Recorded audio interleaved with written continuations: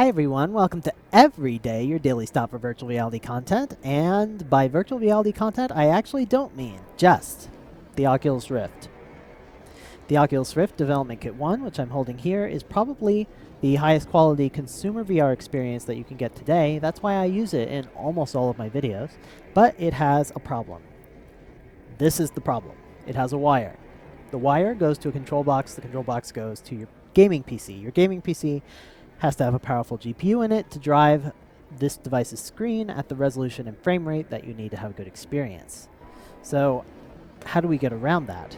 One way that you can get around that is to take a modern tablet or smartphone device like this Google Nexus 7 2013 edition that I happen to already own, and you can run VR applications directly on the tablet, as you can see here. These applications work completely in an isolated fashion. They don't have to connect to your PC over a wire or over wireless connection. They can just run directly on the tablet, so you can have this complete self-contained solution. However, you still have the problem that this is not virtual reality if it's just on a screen. So how do you fix that? One way you can fix that is to just build a lens assembly that attaches to your tablet or smartphone device, like this. Now, when you look through the lenses, you can get an experience that's very similar to the experience that you get inside the Rift. The main difference is a matter of quality. First of all, the graphics in the application are not going to be as high quality because the GPU in here is just not nearly as powerful as the GPU in my PC. And the other problem is that this is a relatively cheap add-on. It's 3D printed plastic, the lenses are pretty cheap, and generally speaking, the software is not built for the specific lenses that are being used in this attachment. And so you don't have the same kind of very careful distortion correction that you would have in an Oculus Rift device. On the other hand, the ability to just take this around with you, this thing weighs 85 grams, about 3 ounces, and you can just toss it in a bag, or in your car. You can take it with you wherever you take your smartphone or tablet device and just stick it on and start using it on a plane, on a train, in the park. It's really convenient in that way.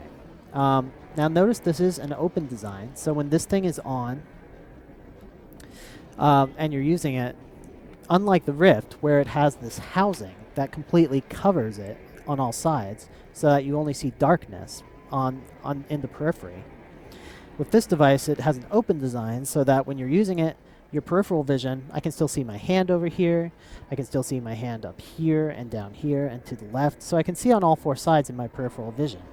And that's good and bad.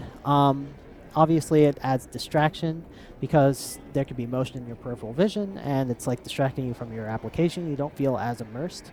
And you could also have light sources in your peripheral vision, like the sun, and that could make it harder to see the screen. And again, it can break you out of your immersion if it's incompatible with what you're looking at in the scene.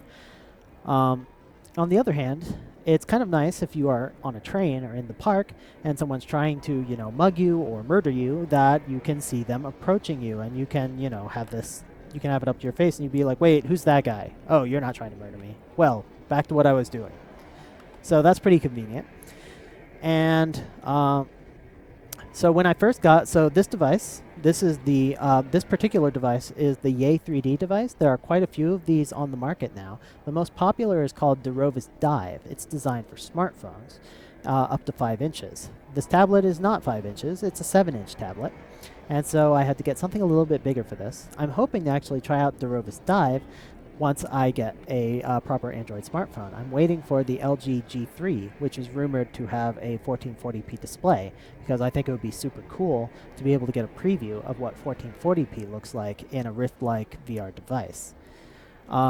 Even this tablet that I'm using right here has a 1920-1200 display, which is quite a bit higher resolution than the 1280-800 display inside the Oculus Rift Development Kit 1. It's actually comparable to Development Kit 2. Development Kit 2, however, uses a pentile subpixel arrangement, whereas this uses an LCD subpixel arrangement, which means that there's more detail on this screen than there is on the DK2 screen, so it could actually be better. what's not better is we're not going to have the same kind of graphical performance, the same kind of latency, and so on that we see on the Rift Development Kit. There's just no way the processing power of this thing can keep up.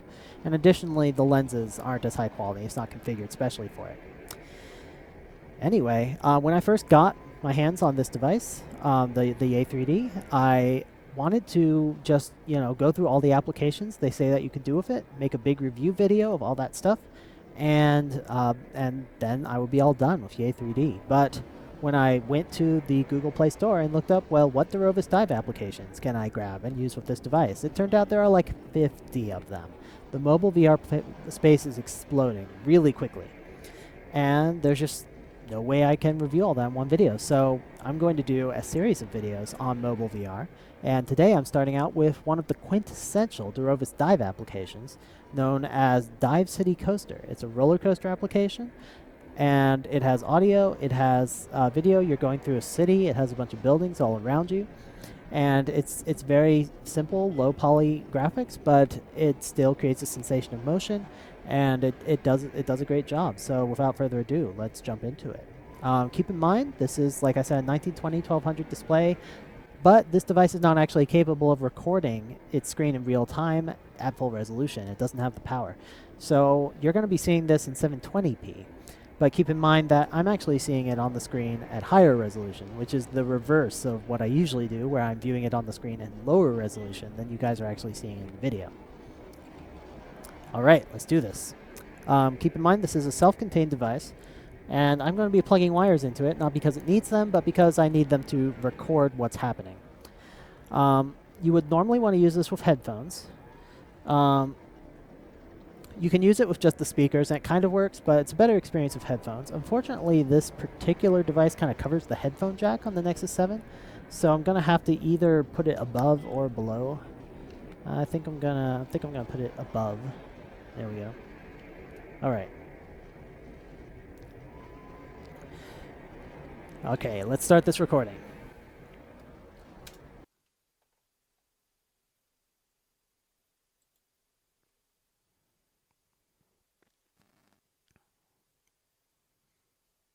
Dive by Durovis.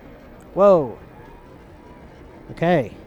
So, I don't know if I mentioned, but you actually can use the accelerometers and gyroscopes in your existing tablet or smartphone device to look around with this kind of attachment, which is really cool. In fact, you can download this application today and try just looking around with it, even if you don't have the lens. Oh shit. Oh shit. Oh god. I'm falling. Okay.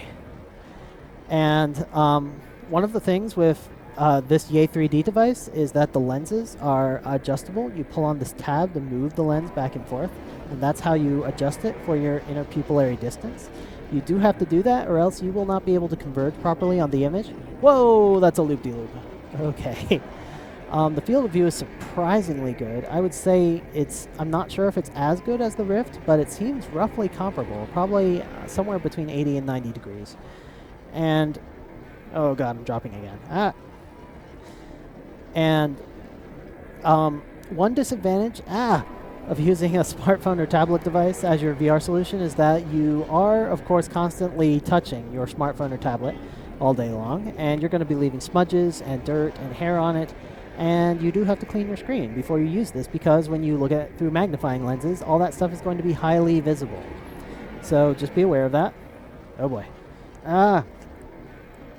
And this is a great application. They did a good job of reducing it to very limited geometry that can render at a high frame rate on a mobile device, which is what you really need.